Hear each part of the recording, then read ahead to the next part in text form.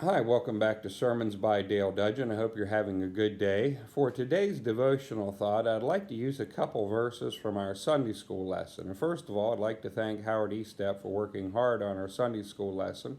He always puts a copy of the Sunday school lesson in with the bulletins and the announcements in the prayer list when he puts out the communion cups on the front of the porch of the fellowship hall.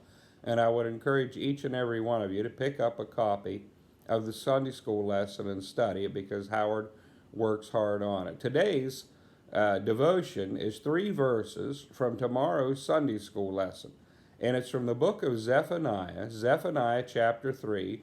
We're going to begin with verse 15 and read through to verse 17. The Lord hath taken away thy judgments, he hath cast out thine enemy, the King of Israel, even the Lord is in the midst of thee. Thou shalt not see evil any more. In that day it shall be said to Jerusalem, Fear thou not, and to Zion, Let not thine hands be slack. The Lord thy God is in the midst of thee, is mighty. He will save, he will rejoice over thee with joy. He will rest in his love, he will joy over thee with singing. There we read about God's deliverance for his people. And in that last verse, there's a phrase there that says, Thy God in the midst of thee is mighty. That word mighty in the Hebrew is Gibor, and it could also be translated powerful, or by implication a warrior, a tyrant, a champion, a chief, a giant, a mighty man, or a valiant man. It carries this idea of somebody who's very powerful, who's in the midst of the people. God is sort of like their superhero. He's going to be there to deliver them from all their troubles. And it also said that he is in the midst. He's in the midst of his people.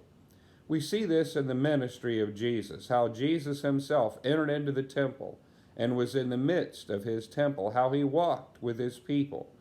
In the book of Job, in that middle verse in the whole book, Job says, I know that my Redeemer liveth, and one day he will walk upon the earth. And so Jesus walked upon the earth. He was in the midst of his people.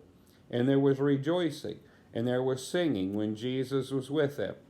So we see here that God is in the midst of his people like a mighty warrior, and there will be joy and singing. Today I hope there's joy and singing in your life, and I hope that God is working in your life like a mighty warrior, and I hope you're looking forward to his return someday. And I hope you think about this, and I hope God blesses you and yours until we can talk together again.